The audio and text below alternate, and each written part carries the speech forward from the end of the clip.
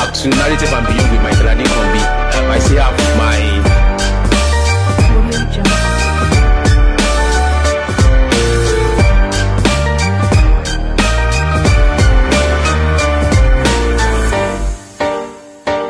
All right, welcome back to Narrative and Beyond with Michael Adekombi. I have my guest is still here, TIMON Obiawe. I asked the question the other time and then you were answering on emotional intelligence. You defined emotional intelligence for us, and now you wanted to answer before we finished before we had the break. You wanted to give us understanding of how professionals can develop emotional intelligence and apply it in their work and their career as well. So you can please continue. Thank you. Okay. Like I said, basically, this is not an academic definition. It's the ability to manage your emotions and the emotions of others. In the workplace, like you have different people with different culture, different ideology, different background, different predisposition and preconceived ideas that are coming to the office.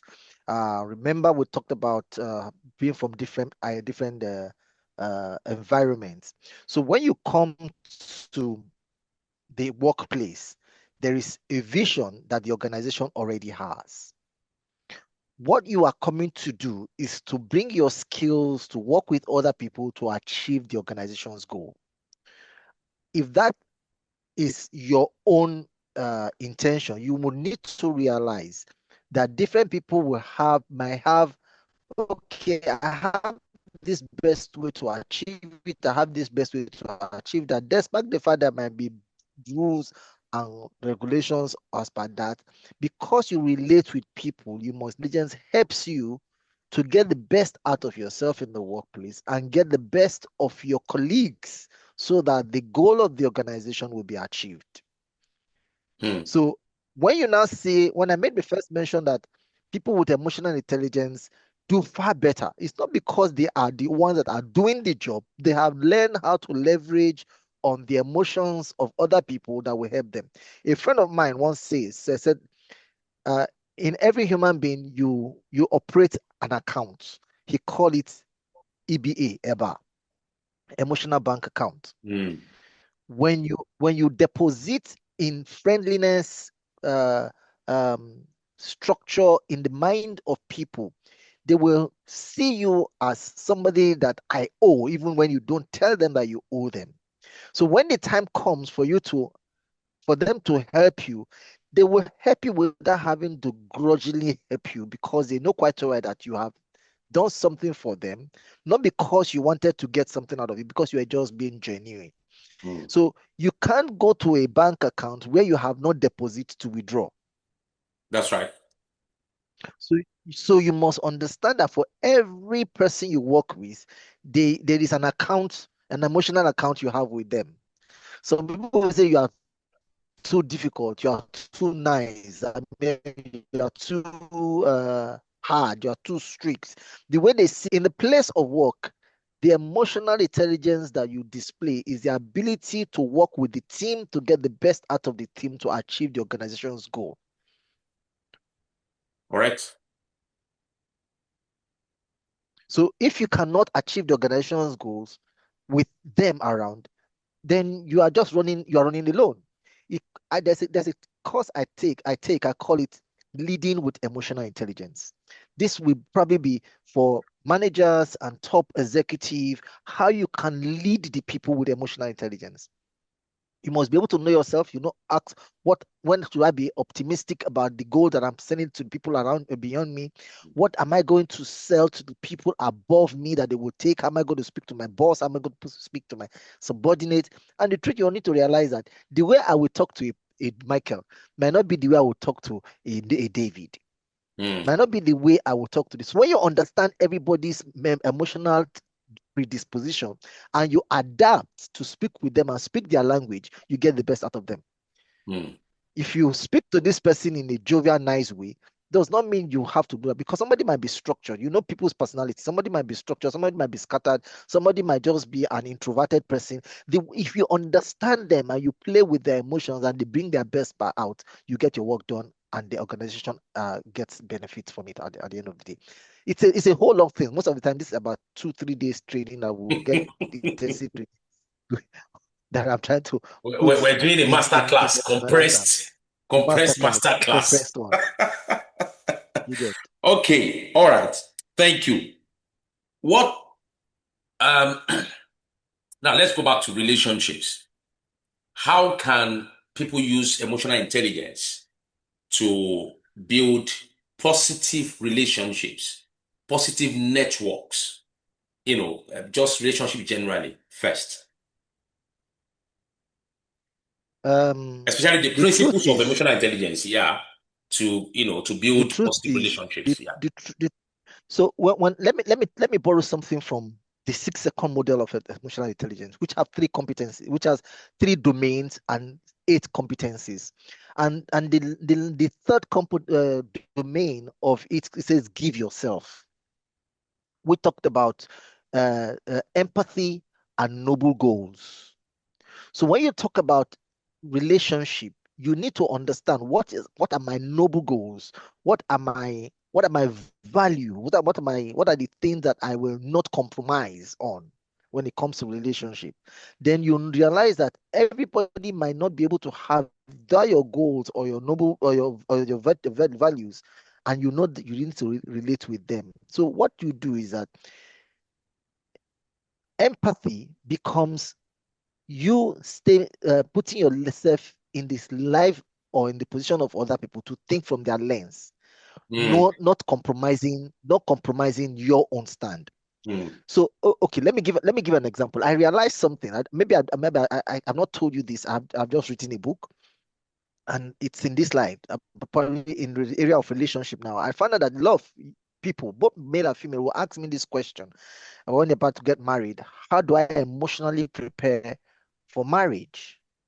And it becomes a question that has been a recurring decimal. And the same thing is that when you are even going to work, you must also put yourself in an emotional state that you don't know who you are going to meet there. You don't know who you are going to, the kind of boss you are going to meet, the kind of subordinate you're going to meet. You must first of all put yourself in a state of an understand that, look, I have to be very dynamic with the people I meet. Dynamic in the sense that I understand myself. I will not break under pressure. Does that mean pressure will not come? Pressure will come, but you need to navigate emotions. That's another competence in emotional in 6 seconds model, which is in the place of navigating emotions. mm. So it's a skill. Again, in all of this, one of my strongest principles in this journey is that the process is actually the content. Mm. So when you are going through it, learn from the process, because those process itself at a point in time becomes a stored up tacit knowledge. Mm. What I mean by tacit knowledge, that the knowledge you might not necessarily be able to teach people, but Yeah. it is there. Well, it's there. Yeah. But it's there. Mm. So when you are saying, how do I prepare for a relationship, both in the workplace and in marital relationship, you must first of all detox yourself to understand that I am in control of my emotions. I am not going to allow somebody else to dictate my emotions to me. So therefore, I'm going to be in the right place in the right state of mind. So when you get into the office, you have a positive outlook. Because there's a vision to accomplish, Mm. and that vision is what you are going through. So even in relationship of married husband, if you don't have a vision of what you want out of a relationship, anybody will knock at your door and you will accept. Mm. Mm. Mm. So in essence, when you are going to develop emotional intelligence, you first of all start with yourself. What are your values? What are the things I can take? What are the things I will not take? If peradventure I get to the point in what the things I cannot take, how am I going to pause Mm.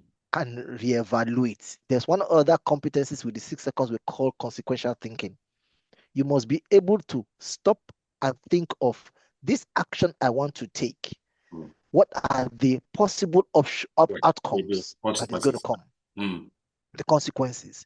So the consequential thinking becomes a strong competence that you will need to learn. So it's a broad thing that you cannot teach in all this. So the best thing is that understand yourself. If you can understand yourself, it's going to be easier for you to manage every other thing. So in the book I was telling you about, I broke it down. Well, I mixed it with the spiritual side, how even God himself. So I see some people downplaying emotions and emotional intelligence. If you look at the things of God, even God tells us that he has a strong emotions because we're created in his image. That's right. He's called the jealous God. Jealousy is one of the expression of emotions. And if you look at the fruit of the spirit, as it were, start from every one of them are expressions of emotions. You get, so it becomes a place that you have to realize that you are becoming the best version of yourself if you decide to go in that route. Not to allow anybody to push you down, but you are the one that are in control of yourself by the things you have come to accept and not to ask. And again, emotional intelligence doesn't make you smart. Emotional intelligence does not mean that everybody will have to trample upon you and go. It's when you need to speak up, you speak up firmly. We call it, at that point you need to be assertive to say this is what it should be and not need to change because it has to be like that. So emotional intelligence is a double-edged sword, both in relationship and in the workplace. You must understand it and understand it very well. First and foremost, understand yourself. Then you know where you are going to be. If you don't have an understanding, which most people don't have an understanding of self. So most of the time when I do emotional intelligence class, I have tools to say, okay, before we start this class, let's examine who you think you are. And we'll put it at the end of the class again, because of what we have taught in this 1, 2, 3 days. Now, this is what you have learned. What will you do differently? We do. So you see a difference in it, and then they have taken something home. Awesome. Thank you. You're giving us a lot of information that people need to actually process, and ensure that it affects and impacts them positively. Now, there's a question that comes to mind, and that's about so many people. I've met so many people, especially young people with low self-esteem. How can someone overcome low self-esteem? As a coach that you are, as a life coach, how can you, if you meet someone now who has problems with self-esteem, who has low self-esteem, what would you do to help them, to alter that mindset so that they begin to get to that point of self-awareness and self-confidence? Okay, thank you very much for that question. It's to be practical. A young lady walked up to me one day. No, I was introduced to a young lady. Not that she walked up to me. Somebody had been talking to her, and they brought her to me, and I said, "Okay, fine. What what do you want out of life?" And she said, "Okay, her background has been this, has been that." She spoke very not too good of a background, and for her at that point in time, because of what had happened to her, she doesn't think she can amount to anything. So she just wants to get married and have a good home. All her vision was like, I want to be a housewife. Today, well, I first of all decided to say, okay, fine. I took up a coaching hat, and what the coach will do is that realize that every answer of the client or the person you are talking to resides within them. So what you are doing is to ask probing questions that will bring them to realize that, oh, I should have done this before. I should have done this before, and go like that.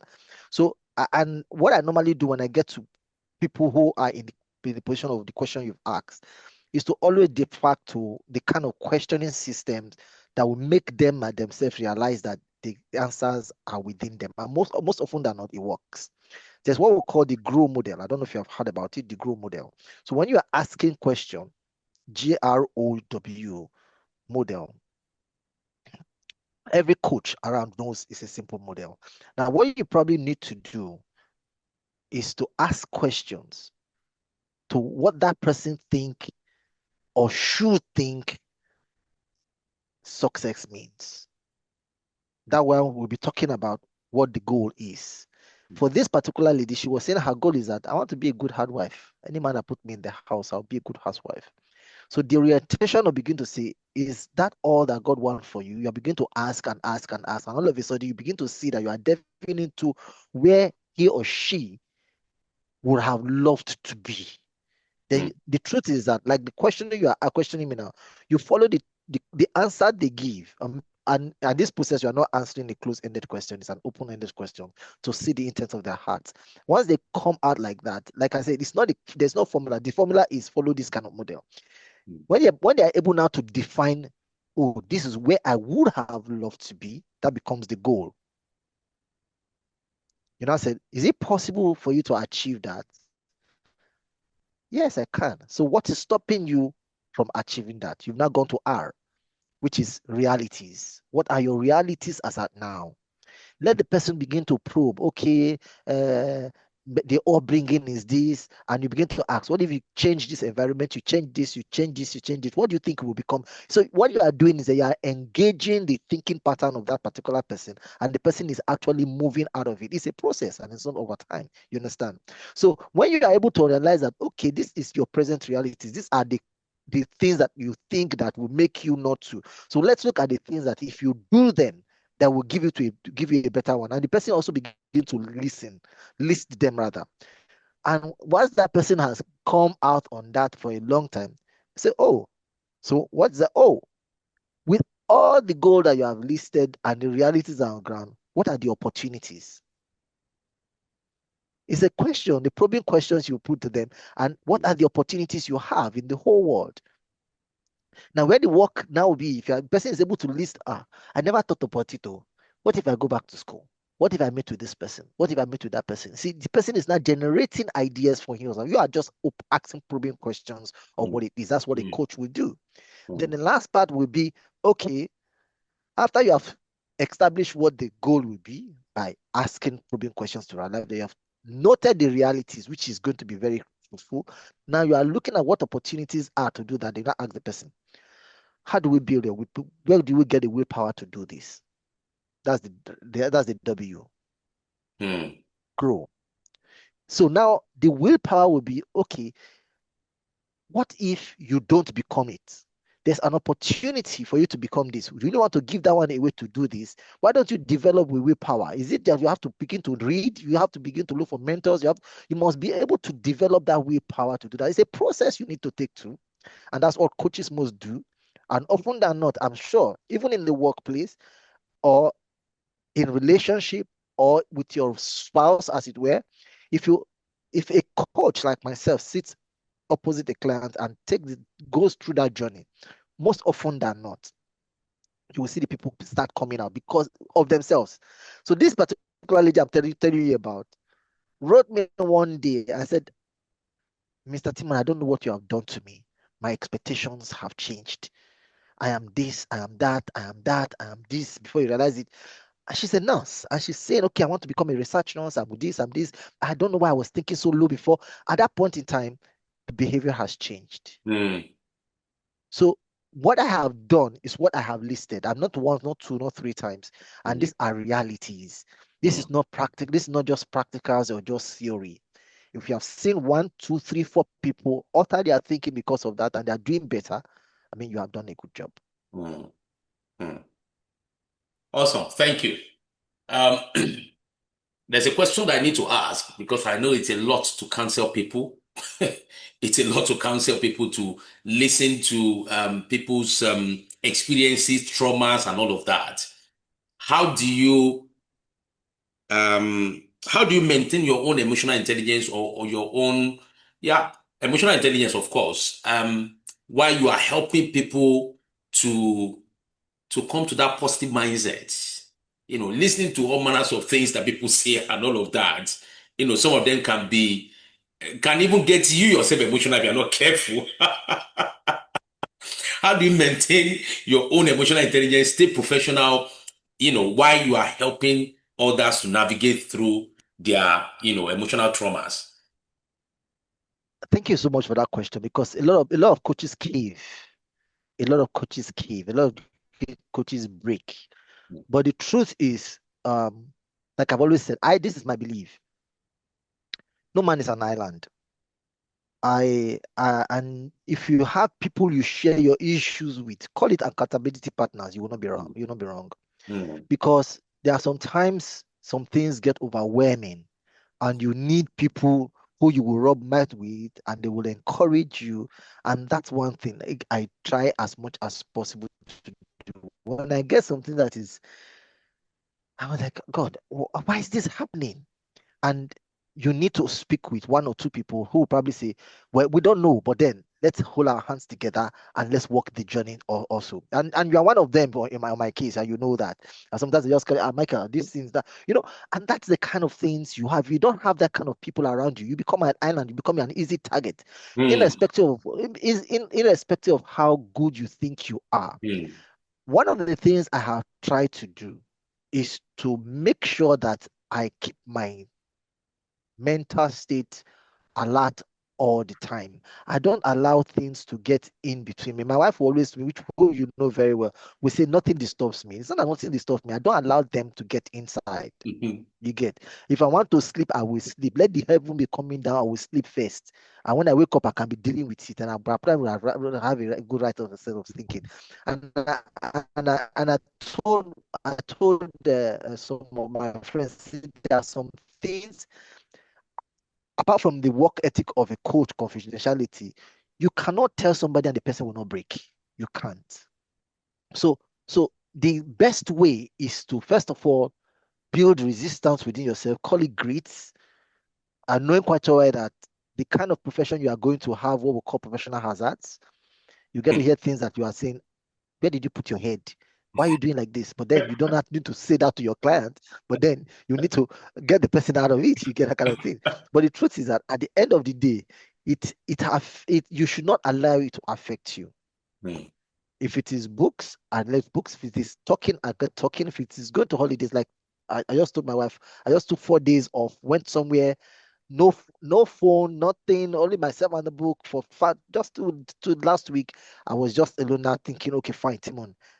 Wherever you have heard, you have the capacity to endure it. You call it a retreat and recalibrate yourself and come out stronger. You need to know how, you need to know how to do that one on a regular basis. Think internally and come out strongly. But the truth is that there are some situations out there, Michael.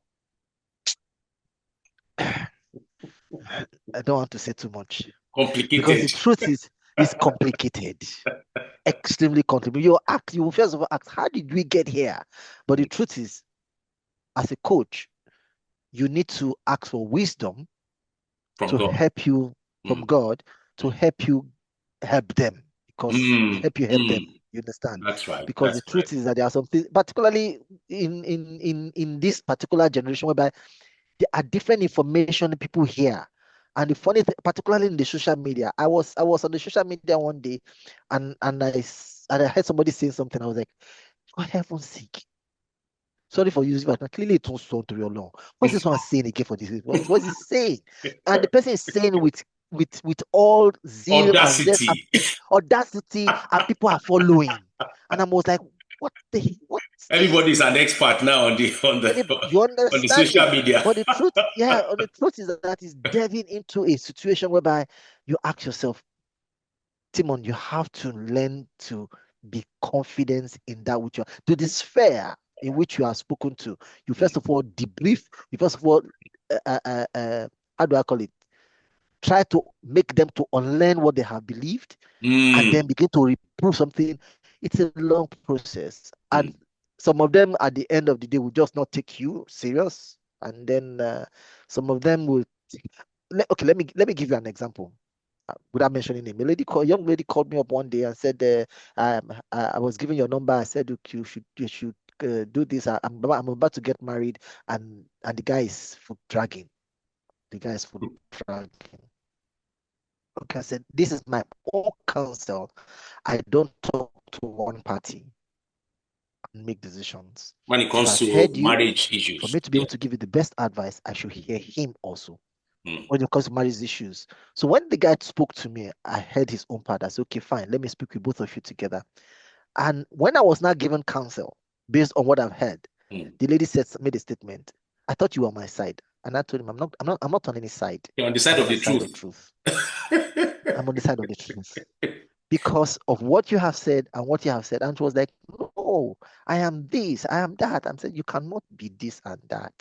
This is not, I am, and the truth is that anybody that have gone through my marriage sessions, I try as much as possible to be gender neutral. Neutral. Mm. I'm extremely gender. As a matter of fact, I'm going to send you a how do I call it now? A script of a book I'm just writing, Beyond the Gender War. Awesome. You get Awesome. so it is something that people realize, and that's just for one. Even in the workplace, you see different things, and you ask, where did we get them? So I allow it not to get to me. It's a choice I make, and I also have people around me. "Ah, Mr. Michael, please, I heard this, I heard this, I heard this.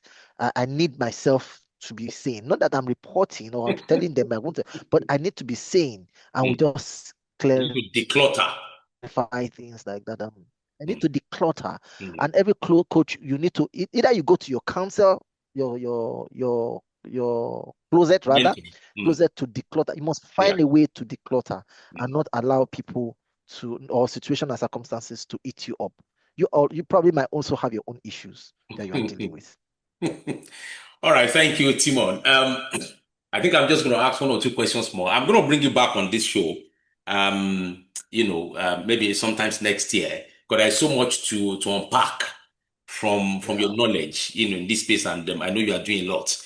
Now, there's a question. I did the last podcast that was posted on our social media platform. I have someone who handles that, and came back to me just yesterday that I said someone asked a question. I'm going to put the question to you, and the Okay. person said, "I don't think men should share their depressions." Do you agree? You are a coach and you are you are an emotional intelligence coach. I mean, coach. And this person asked, not asked, this person commented and said, I does not think that men should share their depressions. Let me just add to it. I've gone to speak in an organization before, just a few years ago, maybe 3 years or thereabout ago, and on Men's Day, and people were asking me certain questions. You know, okay, I was asking them a question. I was asking the guys, the men in that place. It's just for the male staff of the organizations. There are many of them. I was asking them if it's appropriate for men to cry. The answer, majority said no, men should not cry. So I asked them further questions. Who told you that men cannot cry, or men should not cry, or men cannot get emotional when life is happening to them and all of that? So to come back to what this person has said, that men should not share their depressions, what would be your response to that as a coach? Okay. Some years ago, I worked with some people with the USID program. They did a research in Nigeria about men, and found out that majority of men fall into depression. Majority of men have mental instabilities simply because of the expectations of the society. And the irony of it is that men too have come to buy that, and I think that it's a way out. The truth is, whatever that person have said is the reality that he has bought, which is called societal stereotyping. Mm, And the truth is, like I said before, the person has been uh, exposed him or herself to an environment of men should not cry. And if you look again back to the childhood, it starts from your little boy crying, say, are you not a man? Why are you crying? The person begins to believe it from as tender as the person is. mm, And we have trained the man child to believe in the fact that you should not express your emotion, you should not express your vulnerability, you should not express your depression. And I found that men who do, they stay healthier mm. And probably because live longer. and probably live longer.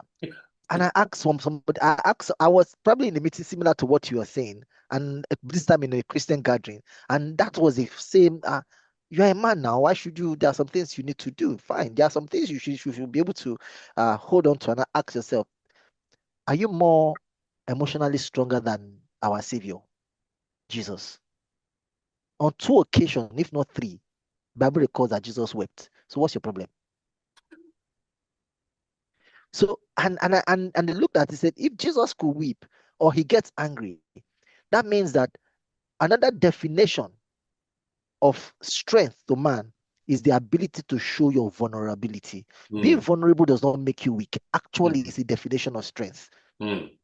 So if a man refuses or think that my expressing again, what you now look at, to whom are you You are expressing your expressing your vulnerability vulnerability. Yes, to? yes, You yes, get, which matters. Yes. which matters. So if you're able to define that, that's why I said the circle of friends. If you're able to define that, you Mm, see people who hold your hand and mm, say, no, you might be going through this, we'll go through all this. But if you don't decide to say, I am the man myself, blood pressure of people will go high. You have different people with different issues and things mm, like that. But what I do not believe that it is wrong for men to show their emotions or to show their vulnerability. Just look for the right set of people. If you have a strong woman by your side, call your wife or your fiance or whatever, that can help you navigate the journey, please feel free. If you have friends, talk to them. It is not proper for a man to say, because you are a man, you should not express your vulnerability. It's a societal stereotype. mm, Because what happens to men happens. See, one of the reasons why women are strong today is because if anything is happening to them, they're shouting, they're screaming it out. And some of them will scream it out. You see, so people say, okay, I'm with you, even if they are wrong. They are supporting each other. But women think that it's masculinity mm, to bottle in emotional distress. You must mm, find a way to release those toxic hormones that mm, are within you that has to come out. mm. There is not, it's a lie. It's a lie to say men should not. I'm not saying go out and be crying every moment, but the thing is, you understand. But Mm. when it gets to the crux of the matter, if you need to express yourself, please don't believe the societal stereotyping. Men can cry, That's why men everybody can show need a vulnerability. solid support system. Exactly, you need a good Mm. support system. That So you for can me, as an be emotional vulnerable to. intelligence practitioner, please, vulnerability is another definition of strength. Mm. Thank you, thank you. Okay, wow. Okay. All right. So what will be your parting shots today to our listeners? It's been a long conversation. I will bring you back sometimes next year so that we can delve more into certain aspects that I haven't been able to actually touch at all. So what will be your parting shots? Okay, thank you so much for inviting me here, and I'm looking forward to come back again and then looking at same thing or probably different thing on different dimension. But parting shot is this: emotions are real, and they can be good emotions and there can be bad emotions. That's right. You're managing your emotions well, you can get to navigate your emotion to the positive ones. Mm, And every emotion, bad or good, the way God has designed us is that for every emotions, it generates a corresponding kind of hormones that either destroy you or build you. I don't want to go into the science of it right now, but if you look at it very well, the longevity of your life, be it a man or a woman, depends on how you can manage the hormones. Smile when you need to smile, rejoice when you need to rejoice, be happy even in the face of difficulties. I know it could be difficult to say, but the truth is that don't allow it to eat you up. And at the end of the day, you will find out that emotional intelligence is your ability to use your emotion intelligently. Thank you. so- so Thank you very much for your time. It's been a master class, a compressed master class within the next, I mean the past few minutes that we've been having this conversation. I've really learned a lot and I've enjoyed. I believe our viewers, you have learned a lot um from Timon over away from from some of the things he has shared. He's shared very very deep stuffs. We couldn't really get into his work as a marriage counselor as a Christian marriage counselor, I must say. But we would get there the next time that we're able to bring him here. Thank you, and ensure you subscribe to our channel on YouTube, Narratives and Beyond. And I'm sure that you would be blessed, and your journey to greatness starts from where you are at present. There's a theory called the 1% theory, something like that. I've forgotten it now. 1% theory of improvement. Yeah, 1% improvement theory. And it says that if you want to become great, I'm just paraphrasing it now. It starts from where the little things you do, The the micro Kaizen. things you do every day comes together at the end of the day to become, to launch you into that level of greatness that you actually desire. Ensure that every day you are doing something that alters negative behaviors and negative attitude that will launch you into that realm of greatness, and you're able to master your emotions, and intelligently deploy it, for your own advantage and that of others, as well, as our guest has said. Thank you, everyone, and see until I come again to your screen. My name is Michael Adekombi. Bye for now. Thank you. Thank you very much. Bye. From different parts of the world, people trying to achieve and do. Welcome back to Narrative and Beyond with Michael Adekombi. I still have my